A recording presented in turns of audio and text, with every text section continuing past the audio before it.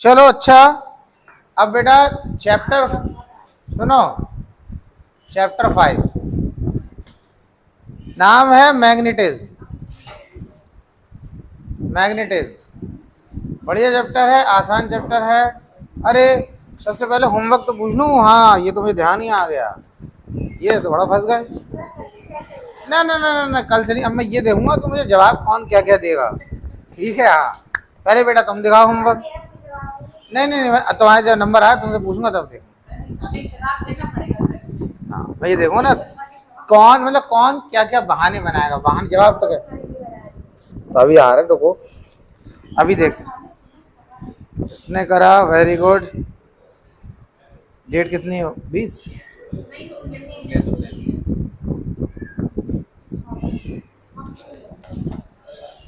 दूसरे ने होमवर्क दिखाया, शाबाश।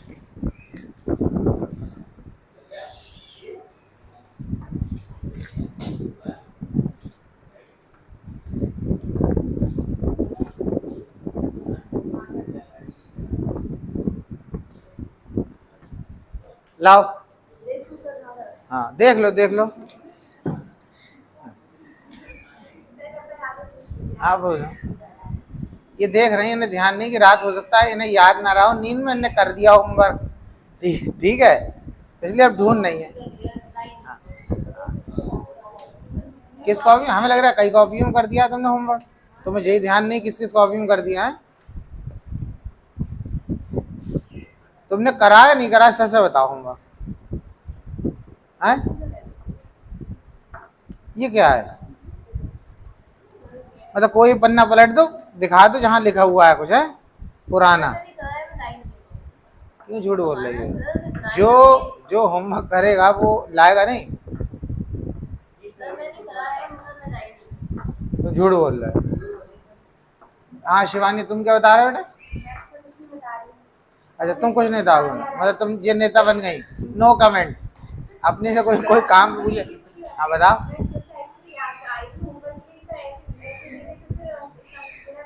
नहीं जैसे तुम यहाँ से गई थी तब होमवर्क करने गई थी, स्कूल से आने पे थोड़ी गई थी। हाँ हाँ चलो, इन्होंने अपनी गलती मान ली। ये देखो ऐसे बच्चे होते हैं, तो करा नहीं है। देखो बहाना बेटा, आप मुशर्रत बेटा हाथ नहीं उठ रहे हैं। देखो अब तुम हिला रहे हो, ये गलत बात है।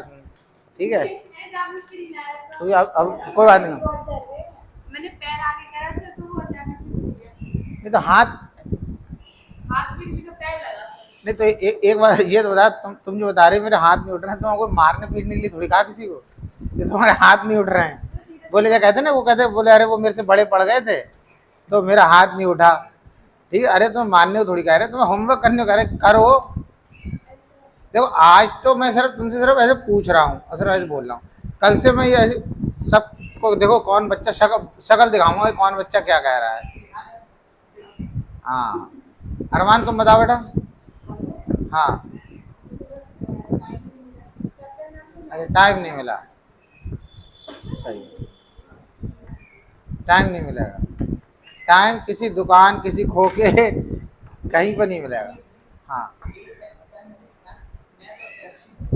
अब ध्यान सुनना इसकी बात। कल मैथ्स और केमिस्ट्री पढ़ी थी। अच्छा अच्छा अच्छा, रात को बैठते हो पढ़ने? कितने टाइम बैठते हो? 10 बजे टाइम है, और फिर कितने बजे तक बैठ रहे हो? 10 से 10:15 तक पढ़ते हो जम के, पूरे 15 मिनट पेल के पढ़ते हुए हैं। 12 बजे तक, 10 से 12 बजे तक पढ़ते हो, फिर सो जाते हो, फिर मोबाइल अरे फिर मोबाइल, और मोबाइल कितने बजे तक चलाते हो? 2-2:30 बजे तक। तो यार तुम बहुत में, मतलब 10 से 12 घंटे, 2 घंटे पढ़ा, 2 घंटे में सबसे पढ़ लिया, और 2-2.5 घंटे चलाया मोबाइल। सही है, बहुत लोड है उसमें तो। 2-2:30 बजे तक बच्चा सो रहा है, तो ऐसे थोड़ी हल्की बात थोड़ी है। सही है, कल तुम्हारी शक्लें दिखाएं, कौन कौन बच्चा कैसी कैसी मासूम शक्ल लेके और कैसे कैसे बहाने अच्छे अच्छे बना रहा है। ठीक है। हाँ, अब वो जो भी बताना, बकरी खा गई, भैंस खा गई, गाय खा गई, फिलहाल कल होमवर्क करके लाना। चलो ठीक है। अब इधर देखो, चैप्टर 5 मैग्नेटिज्म। देखो, एक होते हैं परमानेंट मैग्नेट और एक होते हैं टेम्परेरी भी नहीं बोलूंगा, इलेक्ट्रोमैग्नेट। अब परमानेंट मैग्नेट आपने देखा, बच्चे ले आते हैं मार्केट में, दुकान पे मिलते हैं मैग्नेट, उनसे खेलते रहते हैं। तो वो ऐसा मैग्नेट, वो हमेशा मैग्नेटिक फील्ड प्रोड्यूस करता रहेगा। स्पीकर में लगे होते हैं वो परमानेंट मैग्नेट। इलेक्ट्रोमैग्नेट क्या होता है, जिसमें करंट पास करे तो मैग्नेट बन जाते हैं, और करंट जो है उसमें पास नहीं कर रहे हैं, यानी करंट सप्लाई रोक दी, तो वो बिल्कुल न्यूट्रल हो जाएगी, कोई मैग्नेटिक फील्ड नहीं। उसकी एक अलग इंपॉर्टेंस है। मतलब कहीं कबाड़ पड़ा हुआ है, उसमें से लोहा अलग करना है, वहां ले गए इलेक्ट्रोमैग्नेट को, तो जैसे इलेक्ट्रोमैग्नेट को ऑन करा, सारा लोहा उसमें चिपकेगा। ठीक है, सारा का मतलब एक बार में नहीं, तो 2 बार में चिपकेगा। फिर उसको अलग दूसरी साइड ले आए, वहां इलेक्ट्रोमैग्नेट को ऑफ कर दिया, सारा लोहा गिर गया। समझ रहे हो? अब वैसे क्या होता, अगर परमानेंट मैग्नेट ले लिया, कबाड़ में वो मेटल की शीट ले गए मैग्नेट की, उसमें बहुत सारा लोहा चिपक गया, वो छुटा रहे हैं बैठ के, आधा घंटा लग जाए उसमें, 1 घंटा पता लगे, दिन भर लगे, छुटाया पड़े, कोई छोटा सा पार्टिकल, कोई बड़ा। इससे फायदा क्या हुआ, गए उस कबाड़ के ऊपर तो घुमाया इलेक्ट्रोमैग्नेट, लोहे की चीजें चिपक गई, दूसरी तरफ लाया इलेक्ट्रोमैग्नेट ऑफ कर दिया, यानी कि उसमें करंट की सप्लाई बंद कर दी, सारा लोहा टपक गया। देखो, परमानेंट मैग्नेट एक है इलेक्ट्रोमैग्नेट। तो जो मैग्नेट की बात कर रहे हैं, मैग्नेट में 2 टाइप की प्रॉपर्टीज है। पहली प्रॉपर्टी क्या बोला, अट्रैक्टिव। अट्रैक्टिव का मतलब ये कुछ स्पेसिफिक टाइप के मटेरियल को अट्रैक्ट कर लेता है, जैसे आयरन, निकेल, कोबाल्ट। जिसमें भी आयरन का जो आयरन मिला हुआ होगा, उसे वो मैग्नेट चिपका लेगा। अब क्या है, जैसे तुम देखो, कभी तांबे का बर्तन लेके जाओगे ना, या कोई चीज सामान बेचने जाओगे, किसी कबाड़ी के पास चलेगा, कुछ है या बर्तन वाले, मतलब कबाड़ी के पास कोई तांबे का सामान लेके, तो वो क्या करता, कबाड़ी, फिजिक्स मैं नहीं कह रहा हूँ, फिजिक्स पढ़ रखी है, वो क्या करता, चुंबक लेगा, मैग्नेट लेगा, उसे चिपका के देखेगा उस तांबे के बर्तन। अगर उस तांबे के बर्तन में मैग्नेट गया चिपक, इसका मतलब ये हो गया उसमें लोहा मिक्स है। अब लोहा और तांबे के रेट में डिफरेंस है। अब मान लो लोहा वो ले रहा 20-30 रुपए किलो, तो तांबा ले रहा होगा 300-400 रुपए किलो। एक ऐसे रफली बता रहा हूँ ऐसे। तो इसमें तो पता चला उसको बहुत नुकसान है, पता चला वो तांबा खरीद रहा, उसमें लोहा मिला, तो कबाड़ी तो बेचारा वैली कबाड़ा उसका हो जा रहा है, यानी यार नुकसान हो जाएगा, नहीं हो जाए, पता चला लोहा मिक्स ले ले, फिर बिके कहाँ दोबारा, वो दूसरा भी तो चेक कर ले। तो तांबे में अधिकतर मिक्सिंग हो जाती है, एल्युमिनियम में नहीं होती। एल्युमिनियम जब अगर लोहा मिलाएगा ना, तो फिर वो उसका कलर में थोड़ा चेंज आता है, लेकिन फिर भी वो तरीका हो, चाहे एल्युमिनियम हो या कॉपर, उसमें मैग्नेट लगा के देखो, अगर वो चिपक रहा है, इसका मतलब लोहा है। तो ये मैंने एक उसका यूज भी बता दिया आपको। वैसे तो और भी चीज़ें, थोड़ी एक बात बता दी कि किस तरीके से मैग्नेट का यूज कर। तो मैग्नेट लोहे की चीज़ों को, या जिस चीज़ों में लोहा होता है उसे चिपका लेता है, तो वो उसकी अट्रैक्टिव प्रॉपर्टी। दूसरी प्रॉपर्टी क्या है, डायरेक्टिव प्रॉपर्टी। डायरेक्टिव प्रॉपर्टी क्या है, अब अरमान देखो, हम तुम्हें बता रहे, तुम लिख रहे हो, उतना पेज छोड़ दो, लास्ट में लिख लेना। जो बताते हैं तो सुनना चाहिए भाई, समझ आ रही है? अब दूसरी क्या है, डायरेक्टिव प्रॉपर्टी। डायरेक्टिव प्रॉपर्टी क्या है, जैसे मान लो आप एक मैग्नेट की निडल बना लो, छोटी सी, पतला सा, हल्का सा, छोटा सा, सुई जैसा मैग्नेट ले लो। हाँ, अब उस मैग्नेट को तुम धागे से लटकाओ, तो जब तुम धागे से लटकाओगे तो वो एक स्पेसिफाइड डायरेक्शन में आकर रुक जाएगा। तुम जैसे मान लो ऐसे मैग्नेट, तुमने इसको हिलाया तो वो ऐसे हिलाया तो वो ऐसे आकर रुक जा रहा है, फिर तुमने इसको हिला दिया, थोड़ी देर घूमेगा, फिर एक जगह आकर रुक जाएगा। तो ये जो मैग्नेट होता है, ये क्या कहता है, डायरेक्शन बताता है। तो जब एक मैग्नेटिक निडल को किसी धागे से लटकाया, तो वो नॉर्थ साउथ डायरेक्शन में आकर रुक जाता है। किस डायरेक्शन में आता है, नॉर्थ साउथ डायरेक्शन। अब मान लिया तुम्हारे सामने ईस्ट है, तुम्हारे पीछे वेस्ट है, तुम्हारे लेफ्ट में क्या है, नॉर्थ है, तुम्हारे राइट में साउथ। तो बदल है नॉर्थ साउथ, यानी यहाँ क्या हो गया, अरे तू कतई अच्छा बता, तुम्हारे सामने ईस्ट है तो इधर कौन सा डायरेक्शन होगा? सामने ईस्ट है तो इधर वेस्ट होगा। अरे बहुत कर्रा क्वेश्चन है ये। हाँ बहुत ऐसा बता नहीं पाया, किसी को बता दिया सामने ईस्ट है और लेफ्ट में क्या है तो कहेगा मुझे नहीं पता। बहुत टिपिकल क्वेश्चन। अरे इधर वेस्ट हो जाएगा। अरे हाथ धो गए। अरे यार सामने अगर ईस्ट है तो तुम्हारे पीछे वेस्ट नहीं होगा, तुमने हद कर दी कहते हैं। अच्छा हम फ्यूज कर रहे हैं, नहीं ठीक है, हम इन्हें कंफ्यूज कर रहे हैं। हम कह रहे हैं तुम्हारे सामने ईस्ट है तो तुम्हारे लेफ्ट में कौन सा डायरेक्शन है बताओ। ये तो जंगल अंगों में फंस गए तो सामने देख लिया सूरज उग रहा है तो कह रहे हैं पता नहीं किधर जाना है, वेस्ट में आना पता नहीं, अब समझ में ही नहीं आ रहा है किधर। अरे कितनी बेवकूफी वाली, जब यहाँ से जिस डायरेक्शन से सूरज निकल रहा है उसके जस्ट अपोजिट में वेस्ट नहीं होगा। बोला कब? लेफ्ट में क्या होगा? हाँ मैंने शुरू में बताया जब भी लेफ्ट राइट बोलूंगा तुम्हारे ही बोलूंगा। तुम्हारे सामने ईस्ट है, मैं ये थोड़ी बोल रहा मेरे सामने ईस्ट है।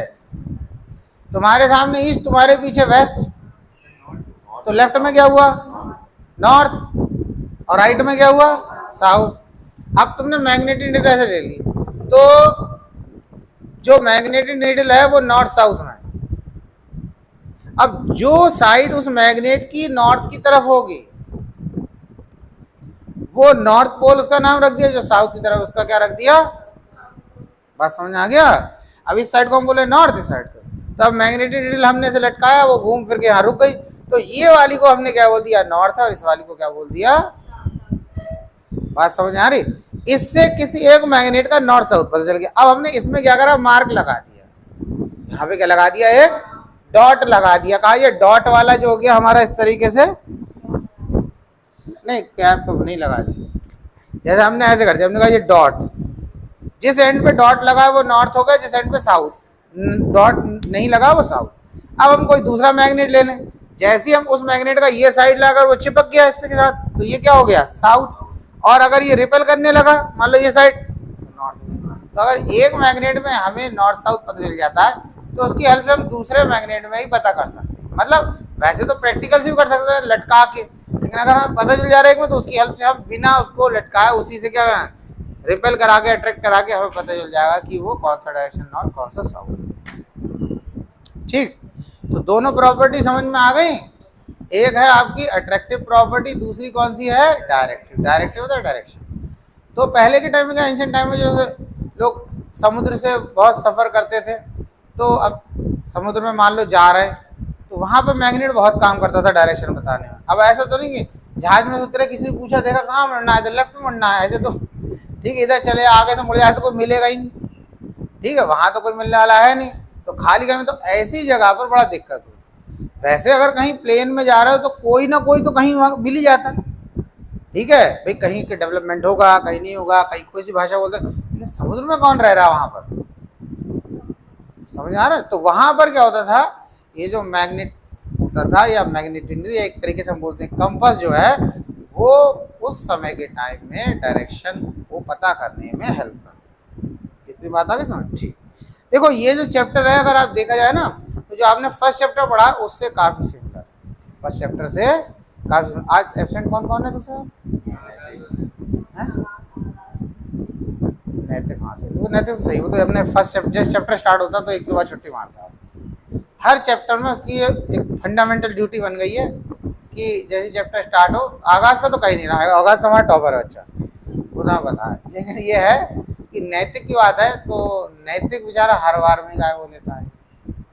वैसे एक बात है, आजकल बच्चे को टेंशन नहीं, टेंशन ले टीचर कि कैसे क्या करना। मैं मजाक वाली बात नहीं कर रहा हूँ, बच्चों की हालत ऐसी हो गई है। मैं बताऊँ अभी क्या हुआ, हम एक दूसरी जगह पढ़ा रहे थे तो बच्चे तो बच्चे आए, बोले ऐसा सर हम कोचिंग आएंगे। तो हमने ठीक है बेटा, तो हमने कहा ऐसा एक दो दिन बताना, हमारा जो चैप्टर चल रहा था उसके न्यूमेरिकल चल रहे थे, तो हमने कहा कि अभी न्यूमेरिकल चले, तो बोले ठीक।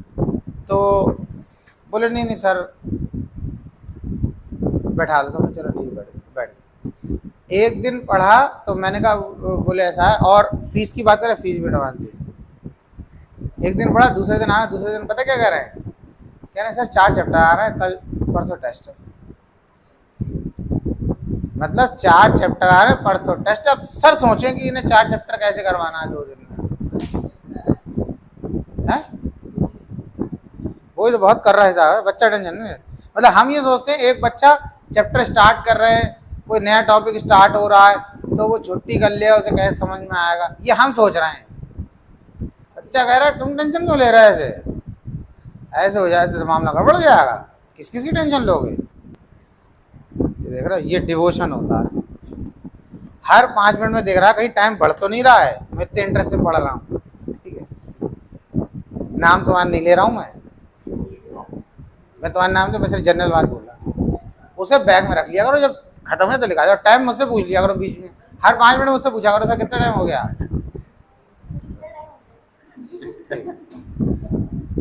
अब इधर देखो, अच्छा टाइम चल रहा है, तुम पढ़ लो।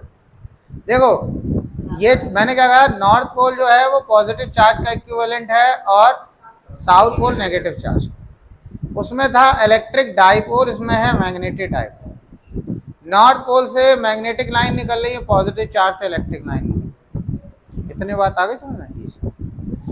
तो इस तरीके से क्या है, जैसे उसमें क्या होता था, एक डाइपोल लेते थे, उसकी वजह से एक्सियल पॉइंट पर इलेक्ट्रिक फील्ड निकालते थे, डाइपोल की वजह से इक्वेटोरियल लाइन पर इलेक्ट्रिक फील्ड निकालते थे। ऐसे ही इसमें मैग्नेट की वजह से एक्सियल पॉइंट पर मैग्नेटिक फील्ड और इक्वेटोरियल पॉइंट पर मैग्नेटिक फील्ड निकालते हैं।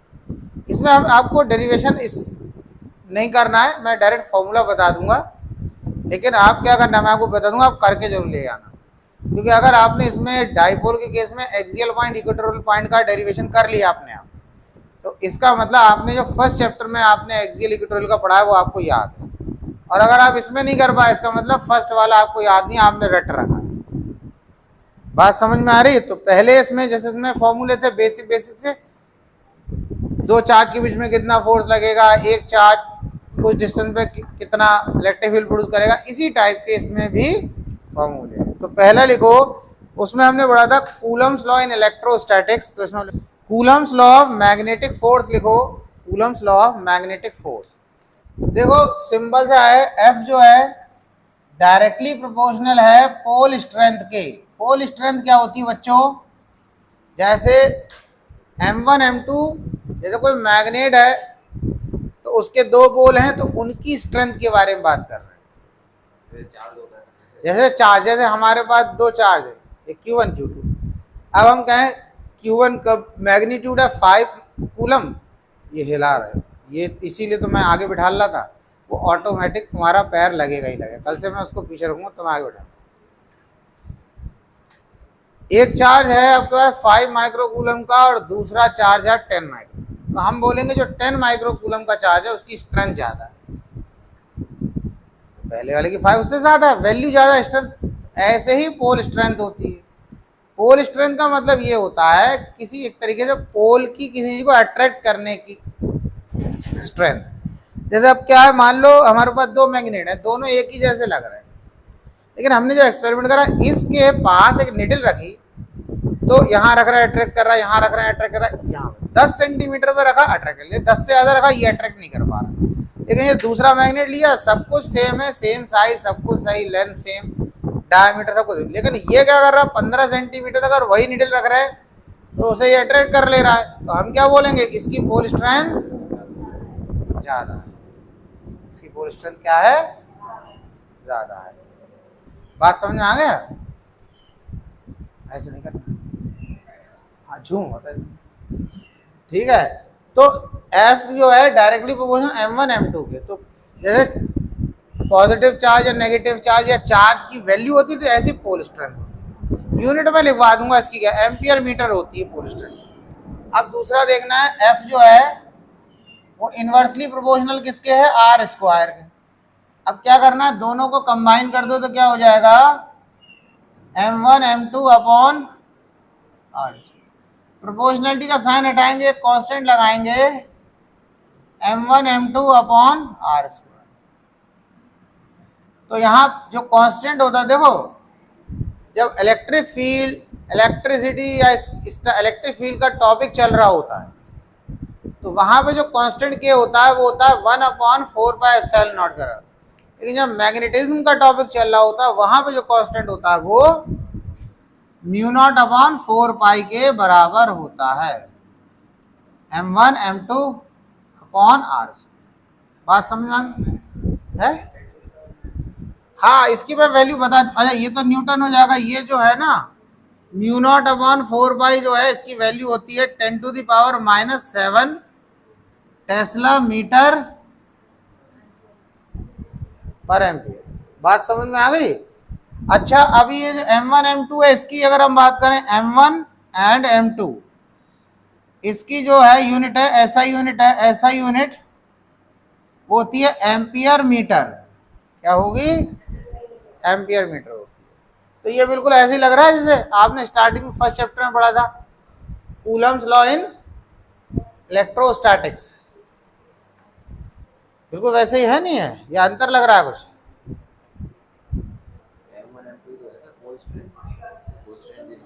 हाँ, पोल स्ट्रेंथ तो है m1 m2, स्मॉल m बनाना है, स्मॉल m। ललित तुम बातें क्यों कर रही? अच्छा,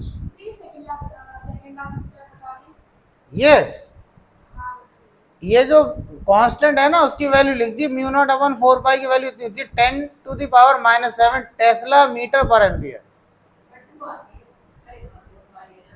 हाँ, पोल स्ट्रेंथ है m1 m2 जो है ना, ये आपकी क्या है? Pole strength.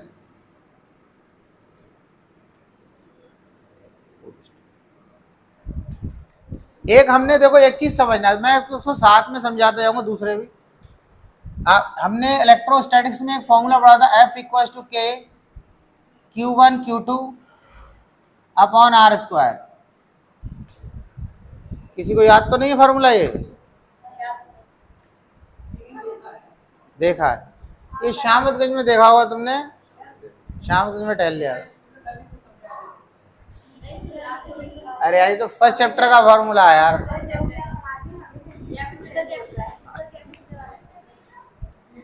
केमिस्ट्री सर ने पढ़ा है ये? हाँ, फर्स्ट चैप्टर चल रहा है इसमें। अच्छा चलो ठीक, अब छोड़ो उसको। ये हमारा फर्स्ट चैप्टर का फॉर्मूला। अब आप ये देखो कि यहां पर ये फॉर्मूला ये आ गया, तो ये मैग्नेटिज्म में वैसे ही फॉर्मूला इक्विवेलेंट है।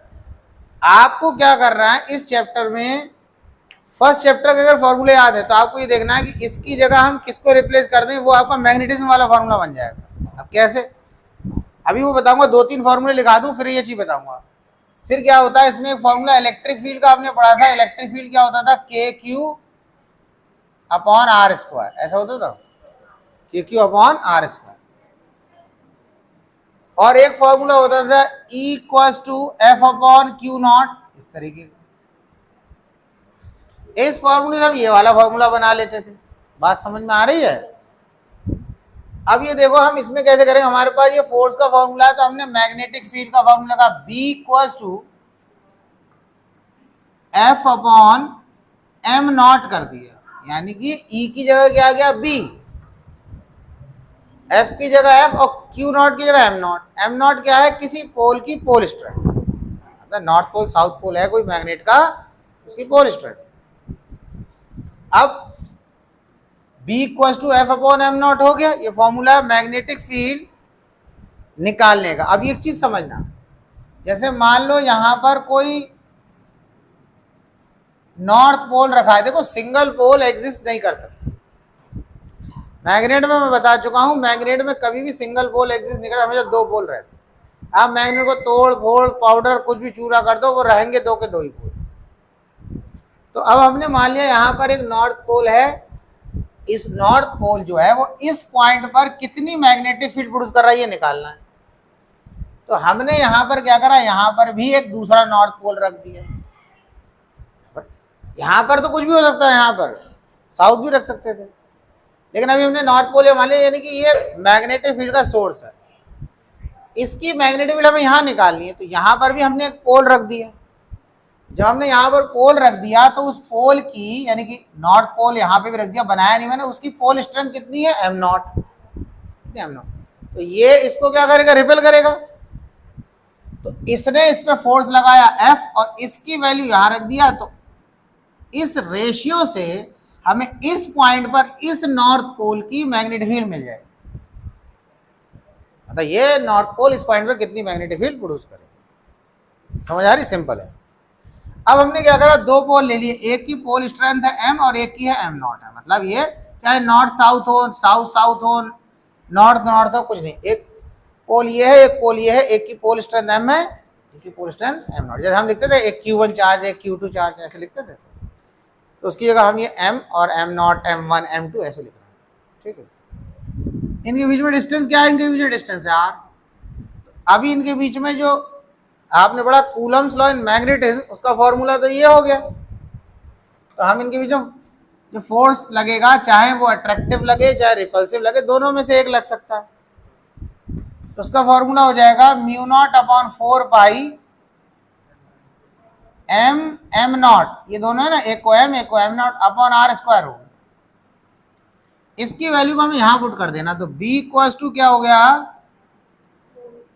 Mu naught upon 4 pi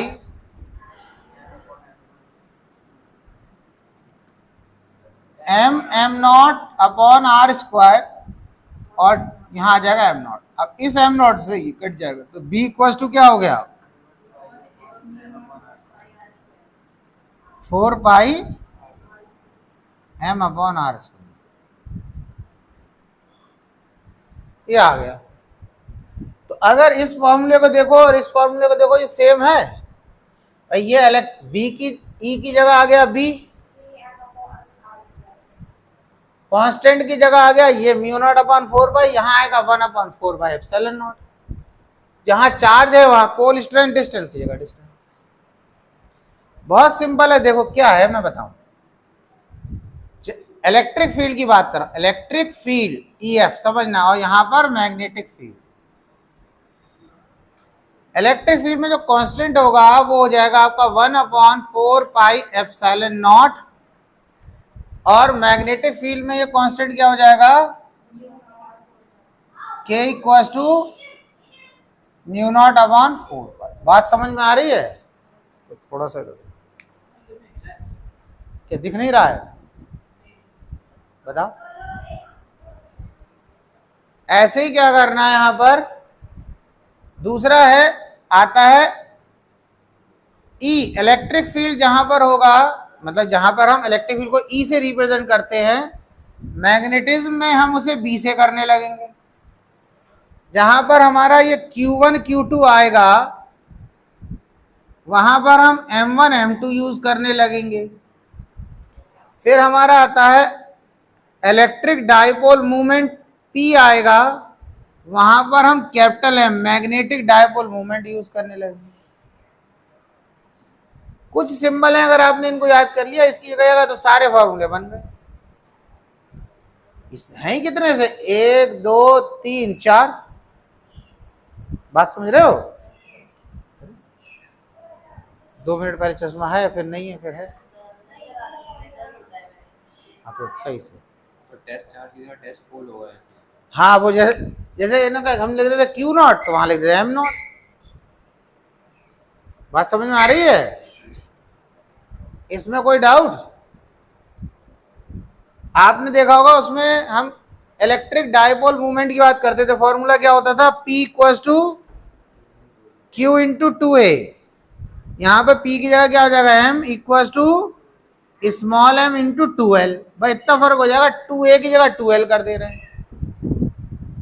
L इसलिए कर दिया क्योंकि भाई मैग्नेट है तो उसकी कोई लेंथ है, उसको एल से रिप्रेजेंट कर दिया। क्या किसकी हेड, इसकी, तो magnetic field, magnetic field intensity, magnetic field intensity. देखो ये जो मैग्नेटिक फील्ड का हमने फॉर्मूला लिखा है, ये वाला फॉर्मूला, ये भी ये किसी एक पोल की वजह से किसी पॉइंट पर मैग्नेटिक फील्ड का फॉर्मूला है। किसी मैग्नेट की वजह से नहीं कह रहा हूं, किसी मैग्नेट के एक पोल की वजह से किसी पॉइंट पर मैग्नेटिक फील्ड कितनी प्रोड्यूस होगी। बिल्कुल सही। इसकी जो अगर यूनिट की बात करें, इसकी यूनिट टेस्ला हो जाएगी, क्योंकि बी मैग्नेटिक फील्ड है और मैग्नेटिक फील्ड की यूनिट टेस्ला होगी। पोल की स्ट्रेंथ को माना हमने, माना एक मैग्नेट का पोल है, उसकी पोल स्ट्रेंथ m है, दूसरा पोल है उसकी पोल स्ट्रेंथ m0 है। जैसे उसमें Q0 बोल देते थे,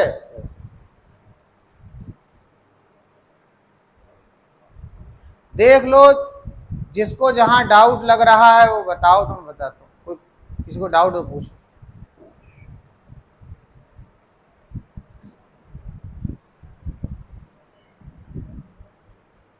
एक छोटा सा टॉपिक और करवा दें, मैग्नेटिक डायपोल मोमेंट, इसको नोट कर लो फिर वही कराएं। ये नोट कर लिया तुमने? नोट कर लो आराम से।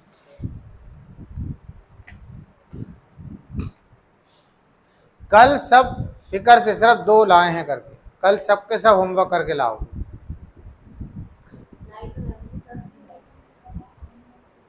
तुमने ज्यादा कर लिया होमवर्क।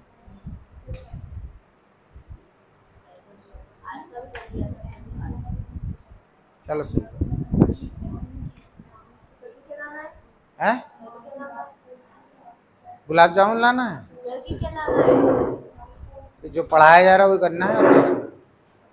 ये पूरा चैप्टर पिछला करके लाना, 4 चैप्टर, पूरे चैप्टर का डेरिवेशन कर लेना, सारा चैप्टर करा कंप्लीट करा दे। और जो एनसीईआरटी की न्यूमेरिकल 4 चैप्टर पूरा करा चुका हूँ, उसके सारे डेरिवेशन कर लाना।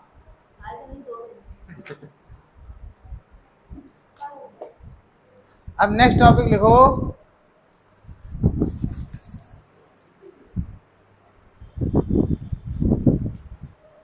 देखो magnetic dipole moment.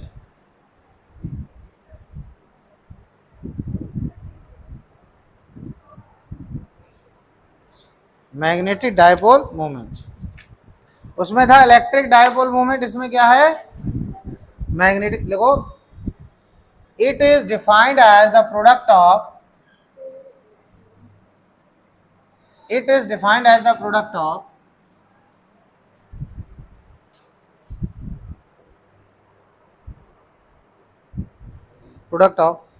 pole strength, product of pole strength of the either pole, pole strength of the either pole, pole strength, pole strength of the either pole. के 2 पोल होंगे ना उसमें, नॉर्थ पोल साउथ पोल, या कोई भी 2 पोल, वैसे तो कोई भी तो नहीं बोले, मैग्नेटिक डायपोल मूवमेंट है तो नॉर्थ पोल साउथ पोल ही होगा, क्योंकि मैग्नेट होगा ना तो मैग्नेट 2 ही पोल होंगे। जब मैग्नेटिक की बात करें उसमें 2 पोल हैं, तो एक नॉर्थ होगा एक साउथ होगा, उनकी पोल स्ट्रेंथ कैसी होगी बराबर, क्योंकि डाइपोल, डाइपोल में कंडीशन है कि जो दोनों पोल हैं उनकी पोल स्ट्रेंथ कैसी होनी चाहिए, सेम। बस इतना डिफरेंस होगा, एक नॉर्थ होगा एक साउथ। ऐसा नहीं है कि पोल स्ट्रेंथ ज्यादा है एक की पोल स्ट्रेंथ कम है। समझ में आ रहा है? तो क्या लिखा, it is defined as the product of pole strength of the either pole and the distance between 2 poles, and the distance between 2 पोल।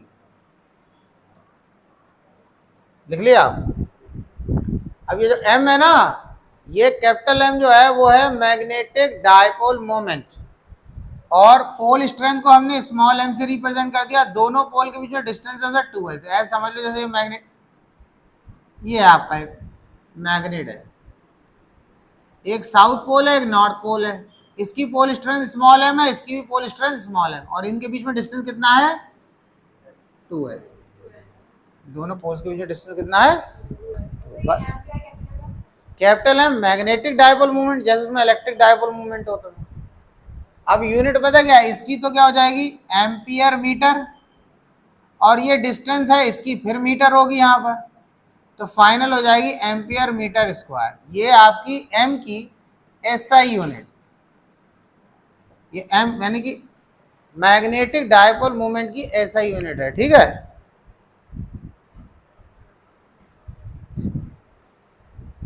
हो गया?